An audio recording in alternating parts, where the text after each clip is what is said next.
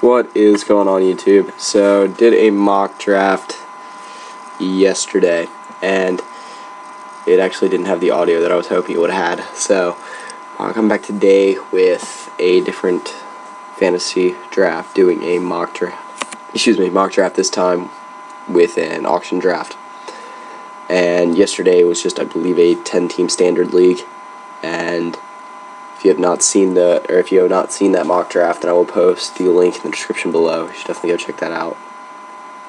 But like I said, come back today with an auction draft. So this one might take a little bit longer. I'm probably only going to do like the first 10 rounds and then post the rest of the results in the description below. I thought I'd give a little bit different view. So, like I said, yesterday it was the first day of fantasy baseball mock drafts being open. Just fantasy baseball being open in general. Excuse me. But it is something that starts in a couple weeks, at least spring training does. And that means that all the preseason fantasy stuff, all the preseason fantasy stuff is coming back up. So, you guys are going to get to see kind of some of my strategies for this, which was kind of the whole goal of this in the first place. But there are only 3 people in this, so really this is just going to be more for my strategies than anything else, and this should go by relatively quickly. Steven Souza. Alright, so obviously there's a couple different strategies you can use for mock drafts. But the one that a lot of people use, it changes so quickly that it's hard to do, especially when you have so many people auto-picking. Obviously, when auction drafts first came around, everyone just nominated the player they want. But at this point, a lot of people just nominate. Some people nominate the other first-round picks that they don't want. That's what I do. To be honest, I haven't really formulated a strategy yet for auction drafts. And one guy probably wouldn't want to draft in the first round is Jose Bautista. But since you're playing with a whole bunch of auto picks, there's going to be someone that bids very, very high for them. Yeah, like you can see. $44 for a guy that's supposed to be 37. I never trust these projected, though.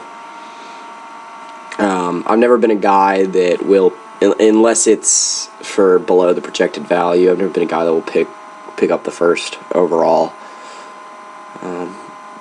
player when it comes to projected values.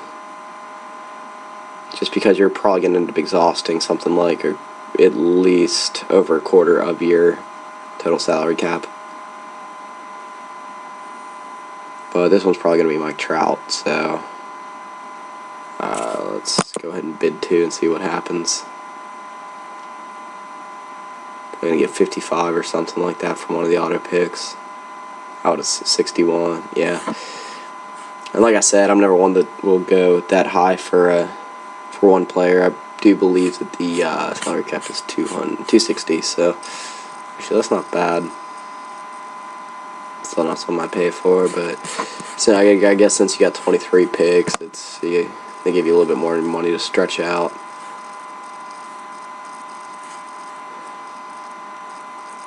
I guess it really depends on how much you want to play or how much you want to pay for a player.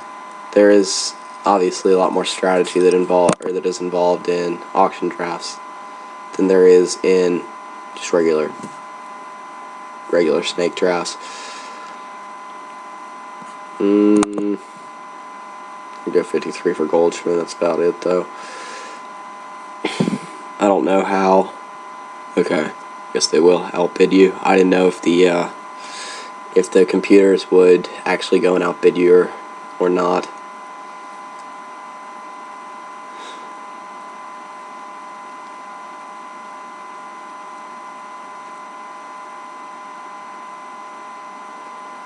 Alright.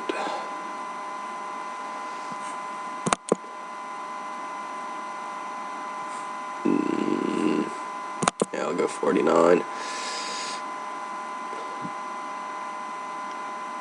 Not going higher than that. Also, a few other strategies that I like to use. If you're drafting with someone you know wants to get a player, and you want to, I guess, really try to take a strategic approach.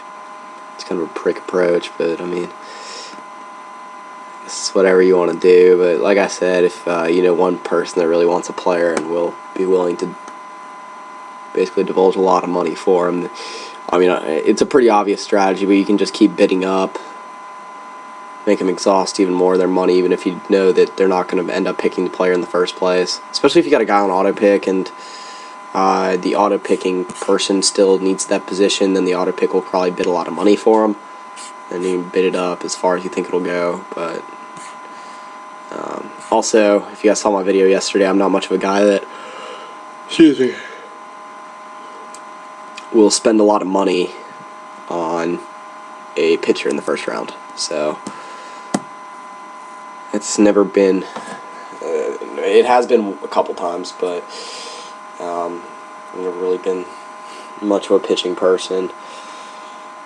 Especially if you're playing a league that has no transaction limit, then I definitely go with more of the approach of just going by day and picking up a starter, going with the matchups. Yeah, I mean, obviously, if you can find a good starter for good value, go for it. But again, I like picking up a good bat in the first round. Good anchor for your lineup for the entire season, since the fantasy baseball season just drags on for so long. A lot of people can't, I mean, most people that I play with don't end up following through for the entire season. I've been that guy before. I think everyone has. And obviously, if there's a guy that you don't want to divulge a whole lot of money for, and for me, I just make an example out of this because Josh Donaldson's up right now. It seems like a good value right now just for how a lot of the players have been going. $43, which is a little bit over, is projected, when a lot of the players have been very far over the projected, but I'm not much of a Josh Donaldson fan, so I think he's a solid player. I just don't think he's going to have as good a year as he did last year. Kind of waiting for Giancarlo Stanton, see what happens with him.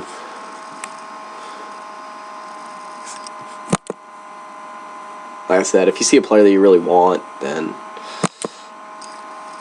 for me, I'll probably be willing to go like 50. I also don't bid up all the way what I want, or what I want for him at the beginning. I mean, that's just common auction tactics.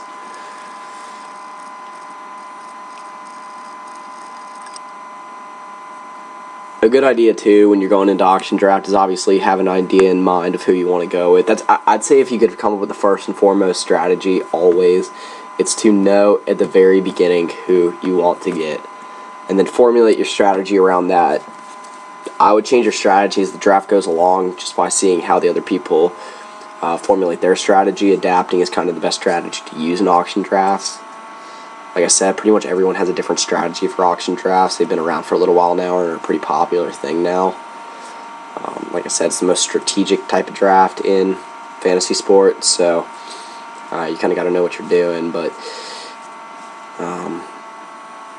also, another strategy that I say is if you're actually playing in a really important league, and a league that has this many positions, a league that's 23 players deep, stay all the way till the end. Do your research on some sleepers and pick them up. See if anyone slips up. Because especially if you stay till the end, you know you're going to be there the entire time. You don't have to overbid for a player that's going a little bit later. And if you do see a sleeper that you want that's a little bit lower, then you can save it till the very end. Or you can save them till the very end and then finally nominate them then.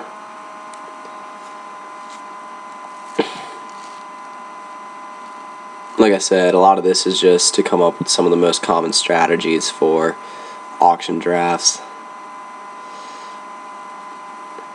Like for me, I know that when I'm going into auction drafts, I like to go in a specific order. I like to knock out outfield first. Really just get a big bat first, but outfield tends to be my first look always. I like to have a solid bat in the outfield. And then look infield, and then if I can find in the third round, move into the pitching rotation, and the next 2 rounds go bat and then pitching rotation again. That's kind of like I didn't know why I didn't mean to bid for that one, but actually I don't know if it did bid for me. Alright, well that was a mistake, but I got outbid, so it's alright. Like I said, I like to look outfield, infield. I just like to mix it up. I don't ever like to go too heavy in one spot. Even if I am a little bit player heavy, not pitcher heavy, I like to still make sure there's still a little bit of balance in my lineup. But one of the guys I think that I have spotted from the beginning that I wanted to get is Manny Machado. I think he's going to have a solid year. So normally when I go into an auction draft, like I said, I know pretty much exactly at least a realm of who I want to get, and then formulate my strategy from there. This is again, I mean, obviously you got your own strategy, go for it, but this is just my personal strategy for it. And like I said, this strategy that a lot of people use is just knocking out players that they don't want, nominating players that they don't want. That's the one that I use especially if I have like something like the second nomination and there's no one that I want inside the top 5, then I'll just knock out the most expensive player. But then if there's someone that's going up for you, you can get a little bit more specific with it too. Like I said, since I want Manny Machado, then I'll go up and nominate the next best shortstop, just so that knocks out another team that won't need a shortstop anymore. Because like I said, you got so many people auto-picking, there's going to be someone that, spends money for them. Then if it's auto-picked, then they won't spend the money for the player that you want.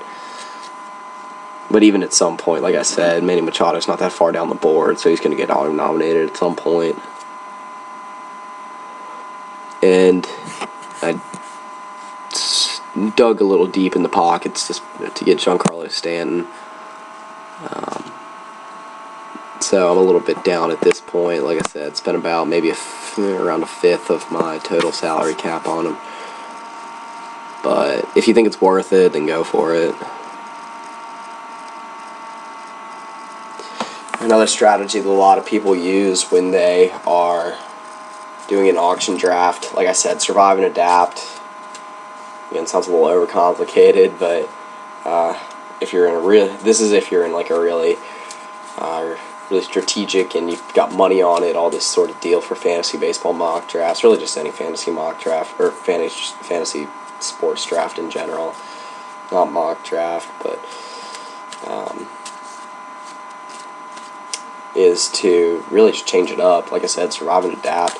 If you're a guy that's been kind of nominating a bunch of random players, like the guy that just nominated A-Rod, I think he actually ended up winning the nomination. So if you're a guy that does that, you go and nominate a bunch of random people that you don't win. A lot of people expect you not to pick them, and then they kind of get lazy on it. And you can actually go a little bit deeper and nominate a player that you actually want. People are going to think you're using the same strategy, and then you can go get them for a little bit cheaper than you thought you'd be able to. Like I said, a little bit complicated, but this is one of those things that, if you're doing an auction draft and you're doing an auction draft and you have money on the league or you really care about the league or something like that, I would go ahead and do a couple mock drafts just before.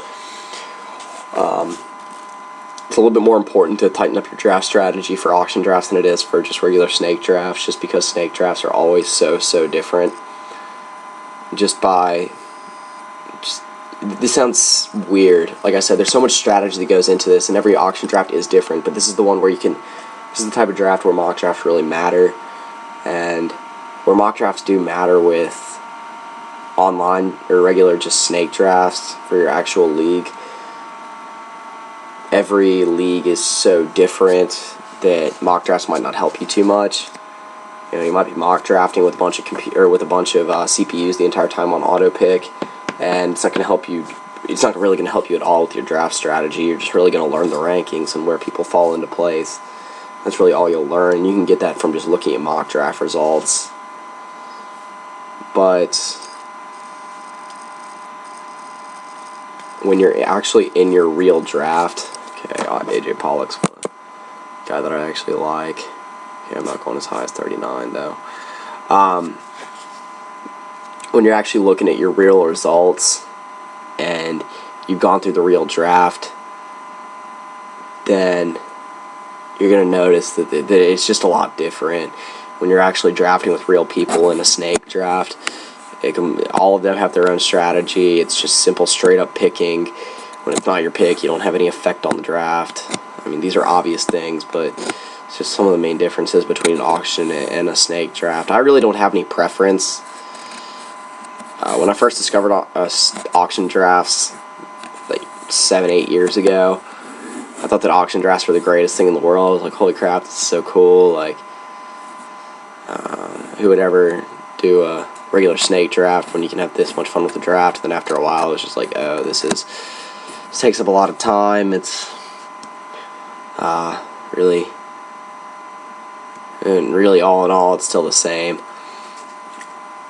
You'll notice there's a couple of people that just really, I mean, there's a few just people that are absolute masters in auction drafts, and really all it is just mock draft after mock draft and just doing auction drafts for a while. Like I said, it's a lot easier to tighten up your strat. It's really a lot easier to be better at drafting on. Okay, here's Manny Machado. It's really a lot easier to be better at drafting, to actually be like I think the so-called term is Draft King, since, besides the fact that there actually is a DraftKings website now. But Manny Machado's going high. I'm going to go 42 at the highest. But to be a so-called just draft expert, I guess, it's a lot easier to be a draft expert at this, because you can formulate your strategy you can formulate your strategy just so specifically, and know exactly the players you want and pick them at exactly the right time.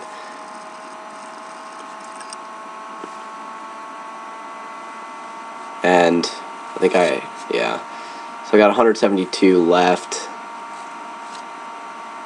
after 2 players, so I've almost spent $100 of my budget on 2 players. But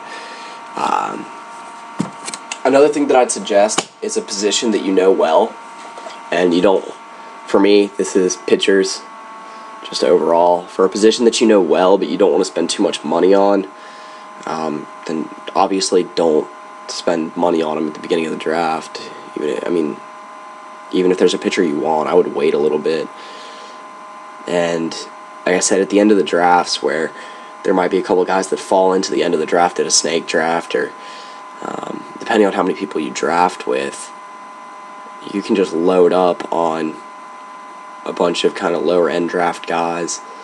And really, if you pick up a bunch of sleepers, then you're going to end up, I always end up out pretty good after the draft.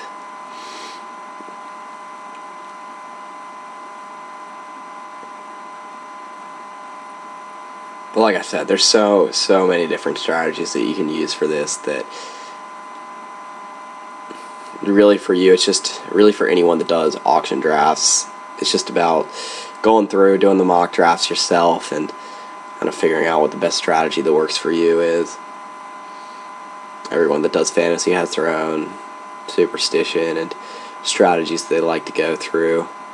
Like I said, for me, I like to go through outfielder, infielder, and then pitcher, but the way things are falling right now, pitchers are going for pretty expensive, and I spent quite a bit of money on my first 2 players, so there's really no one that I feel like it's worth spending money on. And I mentioned this in my last mock draft, but I keep on saying I mentioned these things, but I keep on forgetting there was no audio on it. So might as well just say it in this one. For me, around this area of the draft, I'd say from Michael Wacha all the way down to Taijuan Walker, it's just so intriguing for me. There's so many good pitchers, and just not that expensive. So many guys that I think will be absolute studs this year. I think Taijuan Walker's going to have a great year. I think that, obviously if Yu Darvish stays healthy, Colin McHugh, Raisel Iglesias, Michael Pineda, Carlos Martinez, Lance McCullers, Marcus Stroman, who's going to be the ace of the Blue Jays this year, and I think Michael Wacha is going to have a huge year also. Tanaka, a lot of people are talking about him having a breakout year this year. Even below that, I could see Odorizzi having a big year. He was pretty good last year. Gio Gonzalez, if he gets back on track. Rodano Ventura, one of the better pitchers on the Royals, and look at the value, $2. Like, for a guy that falls in as a middle-round draft pick in snake drafts, barely costs you any of your budget. So you load up on a bunch of guys like that. You can get 13 of Jordan. If you could offer a guy a trade, 13 Jordan Venturas for 1 Zach Greinke, he'd probably take it. Or not, 1 Chris Sale, he'd probably take it. And that's what the values pretty much average out to. And like I said, you formulate your strategy right, then really no one's going to be wanting a pitcher like Yordan Ventura at that point in the draft. So let's take a little bit of a risk here. I'm going to nominate a guy that I kind of want a little bit closer down here and see what happens. See how much he's... Let's go Yordan Ventura, see how much he's bid for. See if I can... See if anyone actually bids like $2 or $3 for him. Yeah. So, like I said, with a bunch of auto picks, or with a bunch of computers on auto draft, ruins a lot of your strategies, but you nominate a guy like Yordan Ventura at this point, you've been doing that kind of a BS strategy that other people think, at least, where you just nominate a bunch of random players just not at the top of the rankings at that point in the draft, and you nominate someone, and then they will stop paying attention to your nomination for the most part. And I mean, you can nominate really whoever you want and probably get them for a decent price. Like I said, if they're not on auto draft.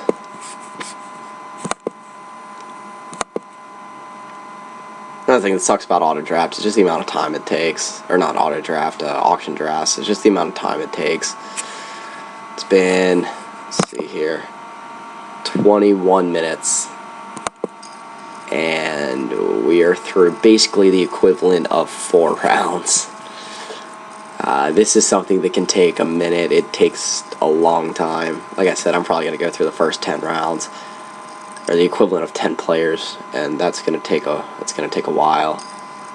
So, I mean, you got to go through the first 30 seconds no matter what. There's really no auto pick where it just goes by quicker. And if there's a player that's pretty hotly contested for, then every single time you get down within 10 seconds, there's another bid. It jumps back up to 10 seconds. So, I mean, at one point, it doesn't seem like a long time, but after a while, the time builds up. You got 12 people that have to make 23 picks. 30 seconds a pick. I mean, do the math there. That's, I don't even know. I mean, what is have 23... 11 and a half, yeah. 11 and a half minutes times 12, whatever that is.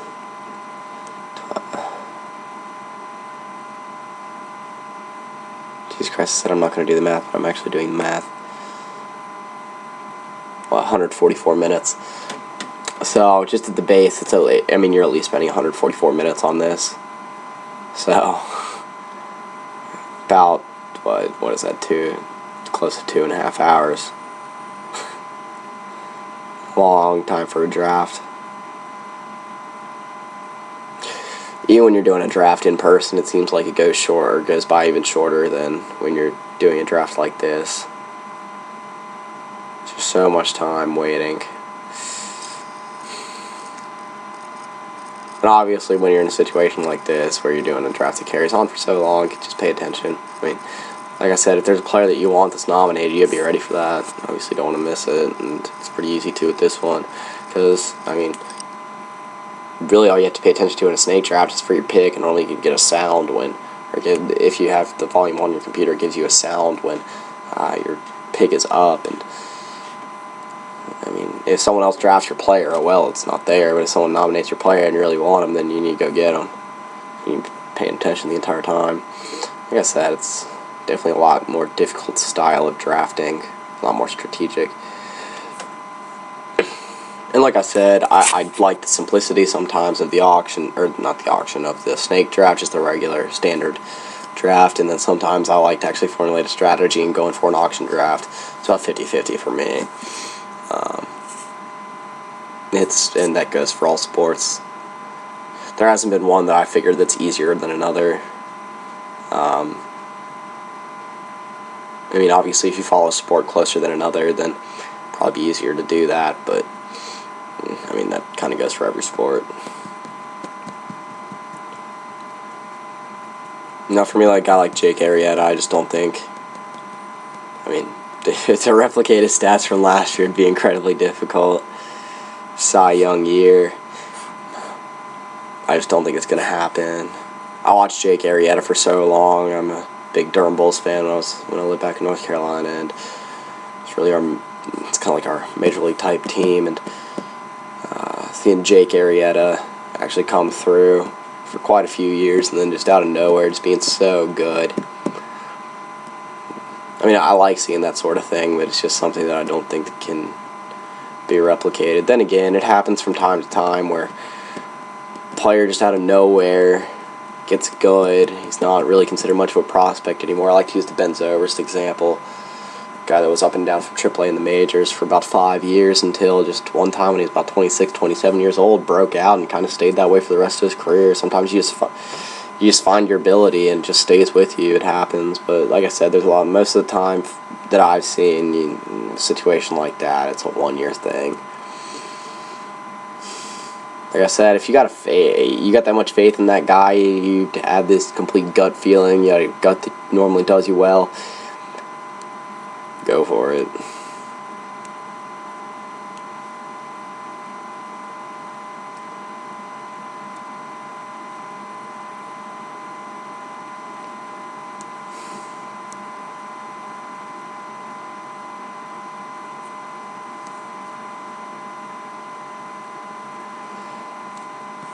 Now, one of the positions that I wanted to go over that's kind of more difficult to gauge in this draft, especially when you're in this style of draft, is catcher. And you can kind of see the discrepancy between the top tier and then the middle tier. It's very, very large. And a lot of people are going to say, oh, there's such a big discrepancy that you want to get the top tier because there's no talent in the middle tier. And for me, it kind of goes the opposite way. I believe that Salvador Perez and Jonathan Lucroy both will have very solid years. I believe that d'Arnaud could give you some quality stats as well. So really, these three guys I would have a lot of trust in. And I would much rather give up around $5 for one of these guys than, say, 25 to 30 for Buster Posey, depending on the league. I've seen drafts that have him going for as much as 40, and I wouldn't spend that much on it. Like I said, the stat difference just isn't that big. At least to me. Looking at 304, I mean, Buster Posey might be a little bit different, but between a guy like Schwarber, it's just not that impressive. And then d'Arnaud,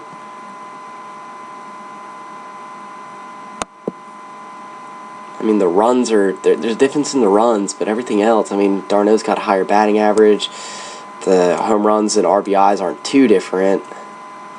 The hits are very much the same, and it's much less at bats for d'Arnaud, so it kind of keeps the average up. And if I'm honest, I think the safeness of a pick like d'Arnaud is a lot better than the safeness of a pick like Schwarber. And yeah, Schwarber has more stolen bases, and he's a little bit more versatile, and given that. Even go down to a guy like Lucroy, he's got a solid average. I mean, 3 stolen bases, but you're not going to pick a catcher for stolen bases. It's more hits. Home runs isn't up to par, but everything else really is. Had a little bit of a down season last year, but a lot of people trust he's going to get back up and get the versatility of being a catcher and a first baseman. Or you can go for Salvador Perez, and again, very comparable stats to Kyle Schwarber. Got more hits. The one difference is the runs. There is a very, very noticeable difference there between 53 and 100.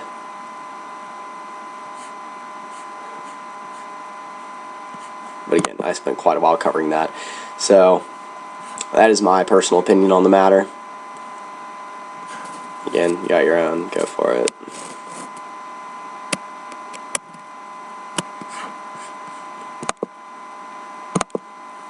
Also, if you want to do yourself a favor, don't click by rank, not by projection.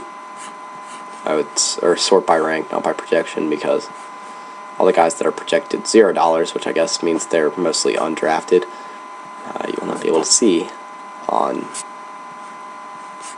the sort by projected dollar. Like I said, let me go back to that.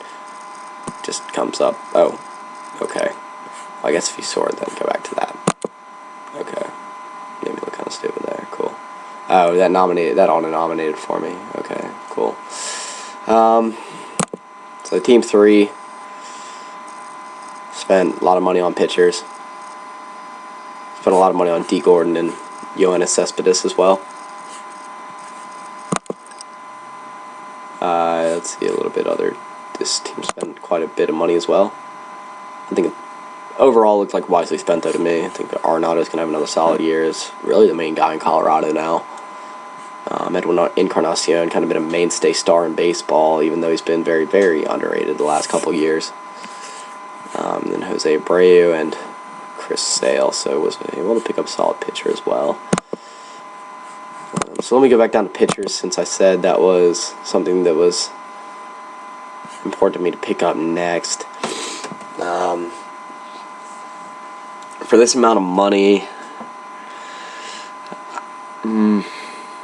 I would probably go for me, I like, it's kind of like I guess it's more a comfort zone sort of thing for me. If I'm going to spend that much money, I probably want to get a guy like King Felix, David Price, Matt Harvey, Cole Hamels, John Lester, I think Adam Wainwright's a solid pickup for the money this year as well.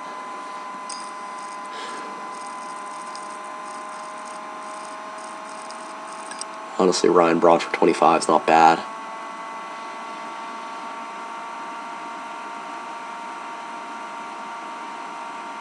I said this might be a preview for the season, and of course there were a lot of pissed Met fans.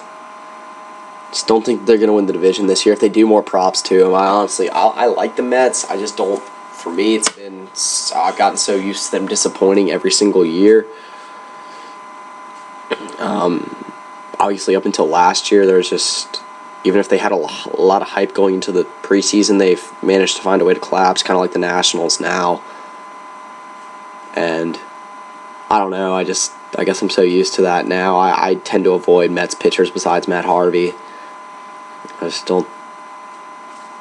I don't trust guys like Noah Syndergaard and Jacob deGrom enough to be able to pick them up for a second year in a row for that much money. I get it, Jacob deGrom had really a better statistical year than Matt Harvey last year by a little bit, and just never would spend the same or more money for a guy like Jacob deGrom as Matt Harvey. I just believe that Matt Harvey's a genuinely more talented player. And I guess I just don't really understand a guy like Adam Wainwright being down as far as he is. I mean, I guess you can't trust the health fully. That's a pretty obvious concern, but I would be definitely willing to go for Adam Wainwright.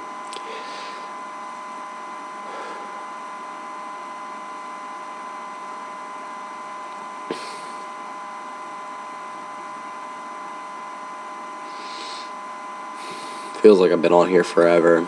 Only got 2 players.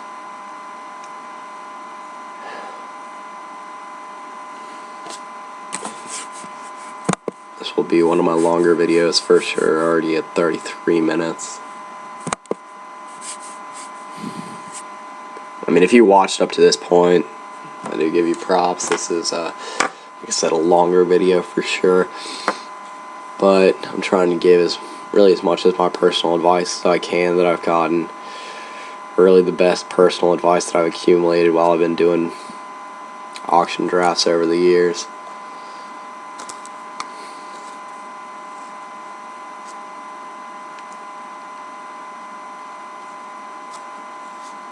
Just got Cargo up now.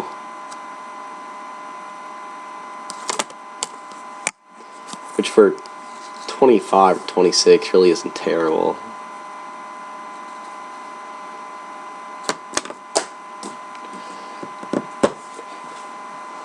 My problem in fantasy baseball never seems to escape me, regardless if I go with injury-prone guys or not. It just always seems to be injuries. I always seem to have one of the worst problems with injuries in every single league I play in. I get it, it's baseball, yep, injury problems, it's a long season, everyone does. But it's been more of a problem for me than most other people. Alright, let's go 24 for David Price. It's probably as high as I'm going to go. I think he'll have a solid season at the top end of the Sox rotation, but got outbid.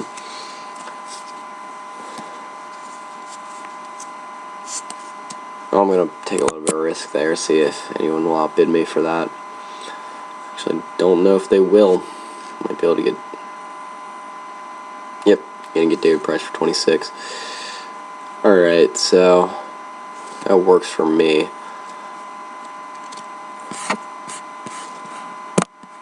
Alright, so got David Price, Giancarlo Stanton, Manny Machado for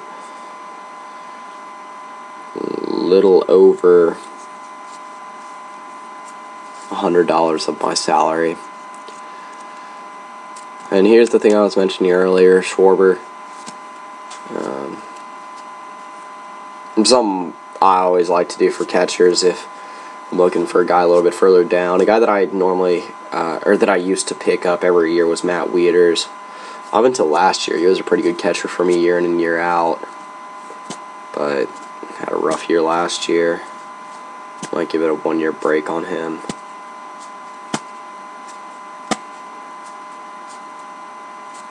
Just so I can move this along a little bit, I'm just going to start actually, I don't know. Alright, so, like I said, I like to move back into my position players. See what we're looking at in the outfield. Nothing that really looks good right now.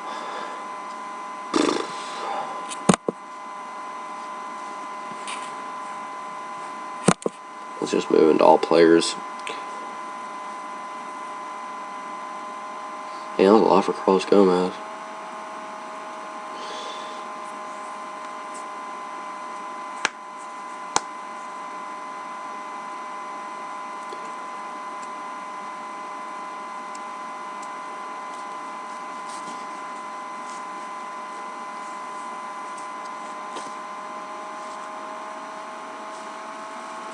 So that guy wanted Lucas Duda.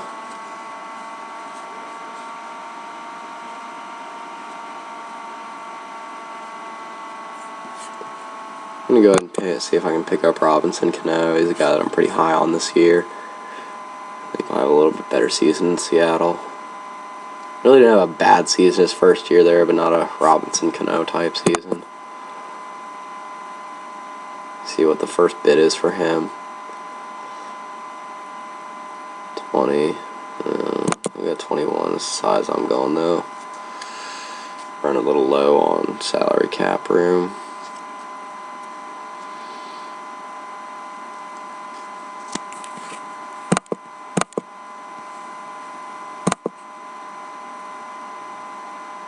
Second base seems to be actually pretty deep this year also. Oh, got him.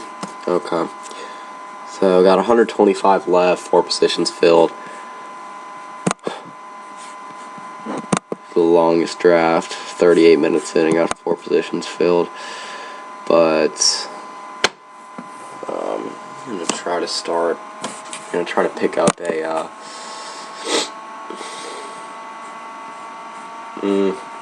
probably an outfielder.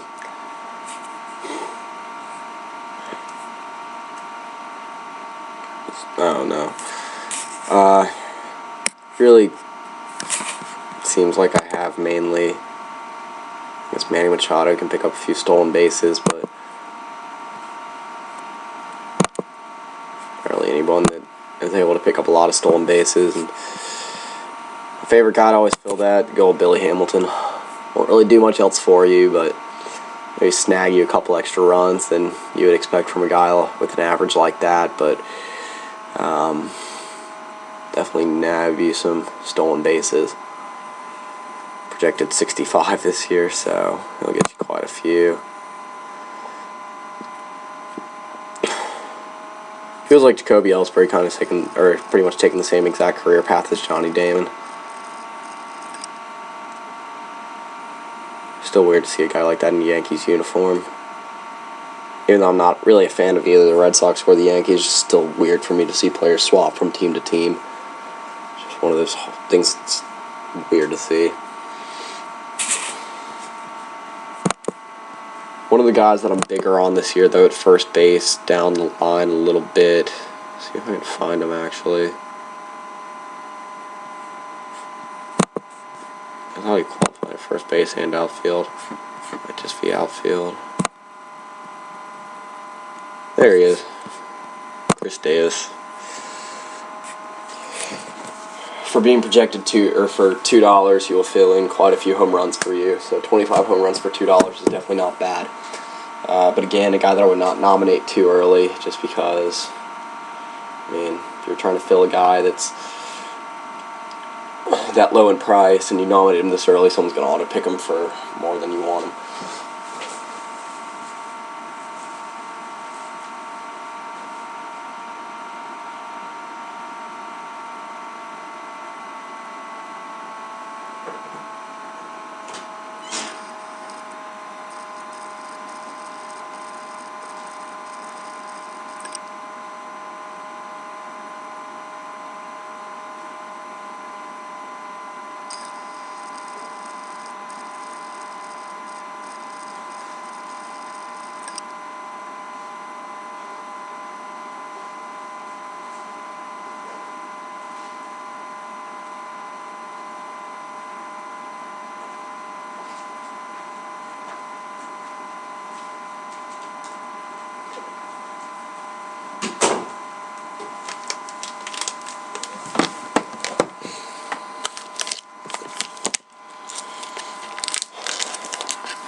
Kind of the same deal as Chris Davis to me as Jock Peterson.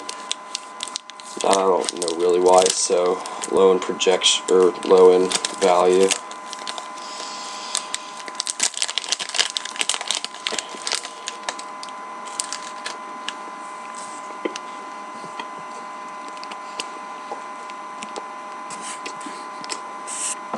Like I said, Jacob deGrom and Noah Syndergaard to me are kind of bombshells for this year. I think it's high risk, high reward type players. But for me, since I'm not a very pitcher heavy type drafter, I don't really like to jump after them first. There's really only two guys on the Mets rotation I like to pick up, and I think both of them have pretty good value in the draft. Matt Harvey and Steven Matz. I could see Matz being the second or third best pitcher on that staff by the end of the year. I think he's already the fourth best.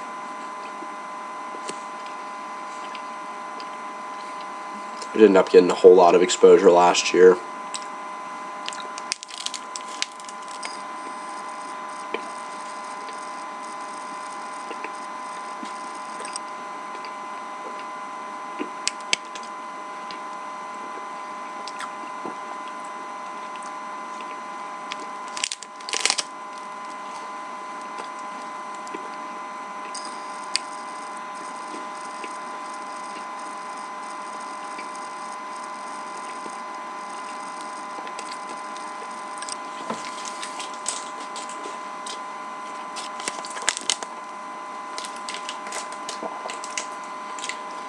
Garrett Cole to me is one of the few pitchers at the top end, though, that it's probably worth the money you're going to spend on him if it's around this amount. Really any higher than 25 or same ratio if you're drafting on ESPN is probably a little bit too high. For 23, not bad.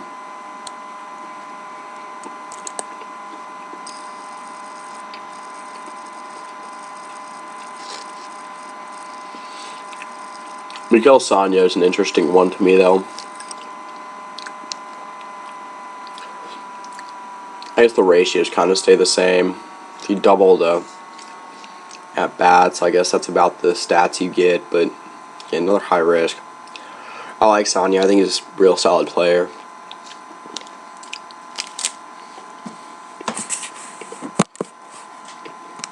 But third base always seems like one of those positions that kind of has a plethora of talent. Actually, not that deep this year.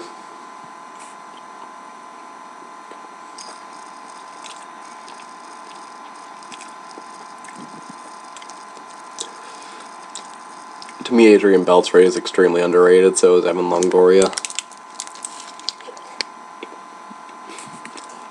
For the quality of the position, I think you should be paying a little bit more for those guys.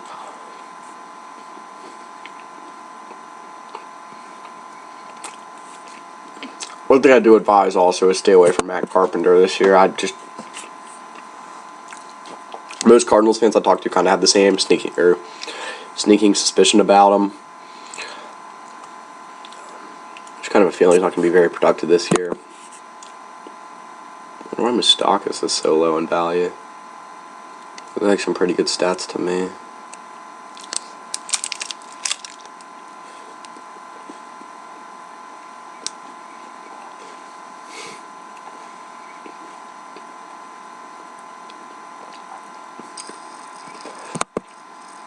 Seems kind of weird that a guy like that has the same value as a guy like Joey Gallo, who's only projected 11 home runs and 28 RBIs with a .215 average.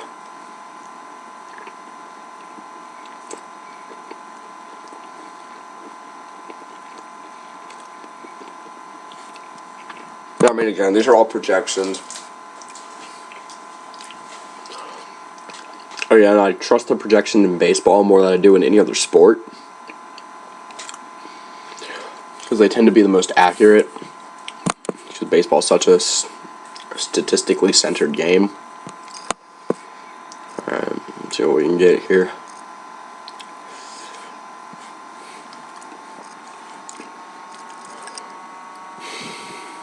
You know what, I'm going to go through my first 5 players and just leave you guys with the rest of the results after.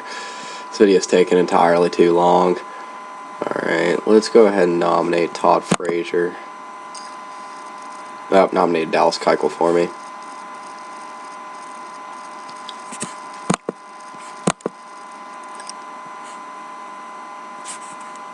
Video's getting close to an hour, 45 minutes. So, I've pretty much given you guys all the strategies I can give you. It's just at this point actually drafting, and that's going to take forever. Like I said, if I did this entire draft, it'll at least be a 2.5 hour video, probably 3 or hope not 4, but could be.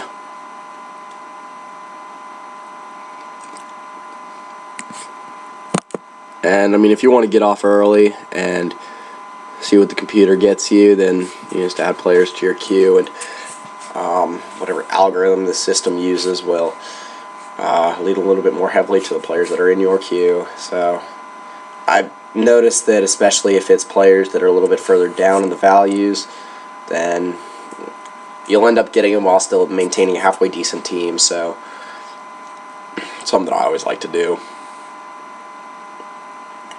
Chris Archer's a guy who I hope has a good year. Really started off real solid last year, and then just kind of downhill in the second half. One of my favorite pitchers in the MLB. Glad to see him do well, but really had a Cy Young first half of the year, and like I said, just rough second half.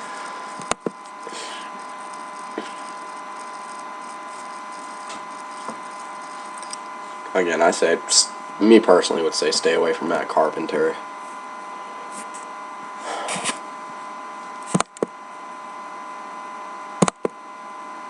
Hopefully they nominate a guy like, well, maybe a Todd Frazier soon, a guy that I actually want to go for. Todd Frazier, a guy who I think could have a real solid year. Probably is the White Sox second best bat behind Jose Abreu. I think that they got an absolute steal for Frazier.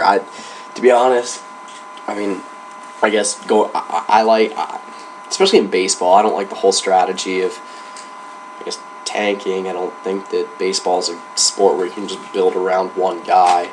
I mean, take the Nats, for example. They have multiple first overall picks that they're building around, and it's not going great right now. I mean, it's a very talented team, but hasn't really shown anything yet. 2 consecutive number 1 picks with Bryce Harper and Steven Strasburg. Seems like 2 of the most hyped guys to ever come out. And really neither one of them, I mean, I guess Bryce Harper, obviously Bryce Harper had a very solid year last year. Steven Strasburg's had good years, but it's never really combined into unity that has all worked out as one and powered them to any sort of height in the playoffs.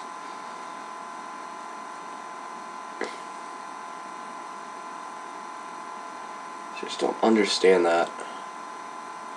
I mean, 288, 15 home runs, and 68 RBIs. I guess the combination of the stolen bases and the runs kind of pushes his value up, but I just see Jason Hayward having a better year than that.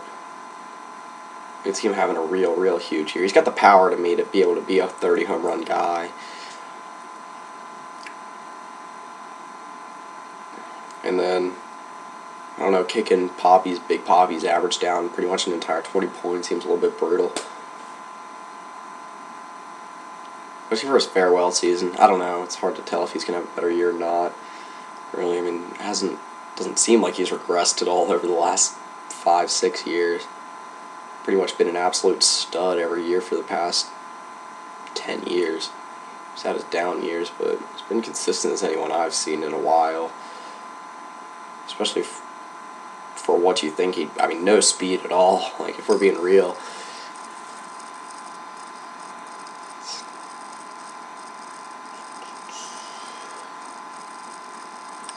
At this point, I'm just trying to pick up a 5th player that'll be decent for my team. Let's go ahead and go through something right quick. I'm going to go ahead and put together my queue. Again, this is really the last strategy thing I can show you guys. You do need 2 relief pitchers, so I'll go through and star a couple of those guys. Trevor Rosenthal is one of the guys that I like. AJ Ramos, I'm not going to star him, he's not one of my favorites, but he's a good one. There he is. I think Brad Boxberger is going to have a real solid year, so I'll give him a star as well. So that knocks out my 2 relief pitchers. And like I said, putting them at your queue obviously doesn't mean you're going to get them for sure, but you'll end up getting a couple of them, and most of the time, especially on auto draft, you'll end up maintaining a pretty solid team. So Wainwright was one of the guys I wanted. Waka, I'm going to star a little bit more of these guys. Obviously, hopefully you don't end up getting them a little bit heavier. But Stroman, I'm going to add 1 more, just because, like I said, you have so many pitchers on. Actually, I'm going to add more than 1 more, but trying to find a couple guys that are just real cheap. So like I said, Steven Matz, I think, is going to be an absolute steal this year for 1. Follow the stats.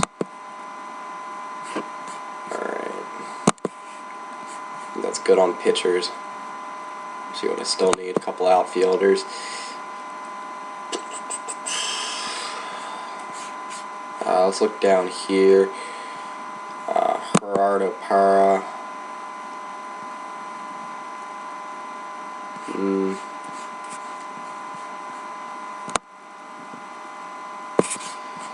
Said this earlier. Chris Davis. If you guys don't know, I'm a big Diamondbacks fan, so I like Ender Inciarte. I hate the amount. I really hated the Dansby Swanson trade. I think that was awful, but it's a different conversation. Alright, Billy Hamilton, so that does it for that. Let's see what else I need up here. Okay, so let's go to catchers. If I make it to my next I think I will. So I'll go ahead and do my next nomination. Probably go Todd Frazier on my next nomination. Oh, okay. Well, maybe I'll try to score 2 more players for you guys while I'm still on video. I'll go up to, now the 18's as high as I'm going for him. Surprised he made it up that high. So I was trying to spend the rest of their budget on him. Another thing is, don't spend your budget all in one place. Don't end up like that. I mean, unless you know the 7 players you want. After that, you're good. Alright, so I got more than enough there.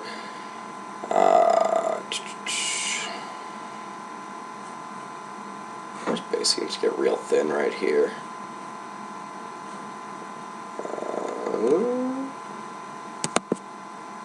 I like Carlos Santana. That wouldn't be the worst one in the world.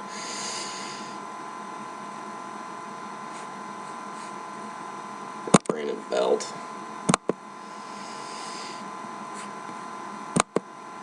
Let's go by the actual ranks here. I feel like I'm missing something.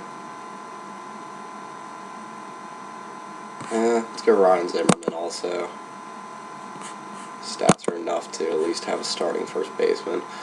Alright, shortstop looks like that's the last one that I need, and you know what? I'm going to nominate Francisco Lindor because he is one of my favorite sleepers for the year. I think he's going to be an absolute monster this year.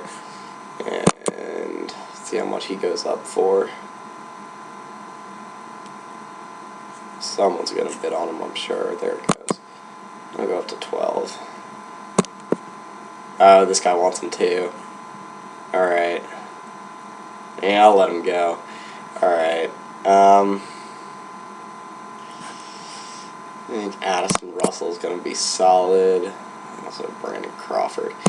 Alright, so that, like I said, you got my queue really filled out as fuck. I have entire 20 players on there. So, not that much on my team right now. Todd Frazier, I guess I actually filled out one of the utility spots. David Price, a pitcher. But I'm going to post the rest of the results in the description below and let you guys see what ends up happening there. That was a long video. If you guys stuck with me through the entire thing, then props to you. That's pretty much it. So yeah, I think Canó really have a huge year this year. Subpar year last year. In an AL West that I really think is going to be really good. Again, I think this, I didn't mention this earlier, I think the AL West is going to be the best division in baseball. The Mariners are a team that, while they're not at the top of the league right now, I think can definitely have a big year if